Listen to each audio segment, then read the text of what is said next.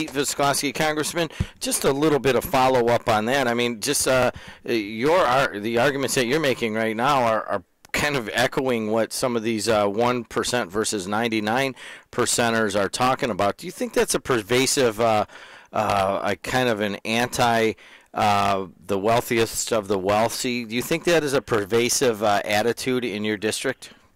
I wouldn't say it's class warfare. I wouldn't suggest that there's an attitude in the first district of us against the very wealthy. The average person living in Northwest Indiana is living in a working-class neighborhood. They've worked hard all their lives. Their parents worked hard to give them what they've got. They just want to make sure they're engaged in a fair system.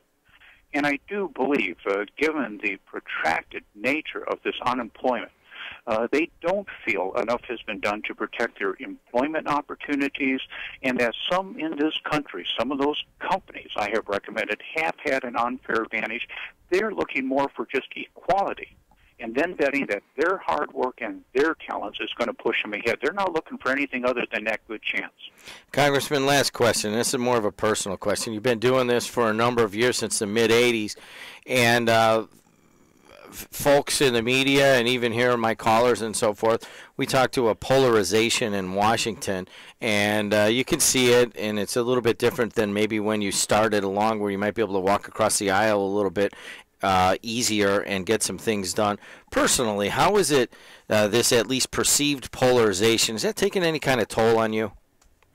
It hasn't taken a toll on me, but I must tell you my frustration with the inability to address the jobs issue and the budget issue is very, very high, and has not been greater in all of the years I've been in Congress. I would admit to that. But what people aren't seeing, because the national media, you report the news on WJOB. The national media is engaged in entertainment from my perspective. My ranking member, and I've used him as an example before, we get along with each other. We do get some things done at the Department of Energy and water projects. But because we don't fight every day, you don't see it.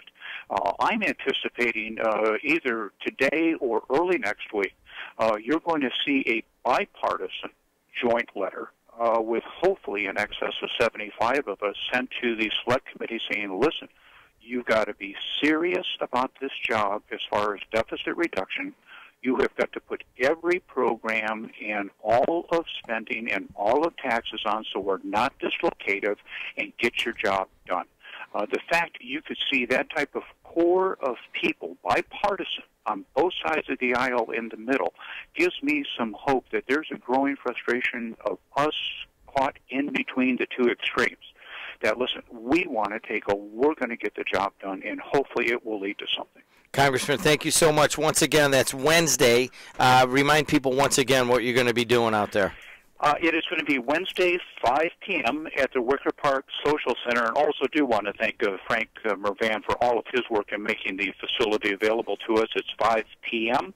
And it will be for those who are in the floodplain today in Highland and Hammond that have now been designated to be removed, so they know exactly what their options are and what their status is. If they have any questions, my office's telephone number is 219-795-1844.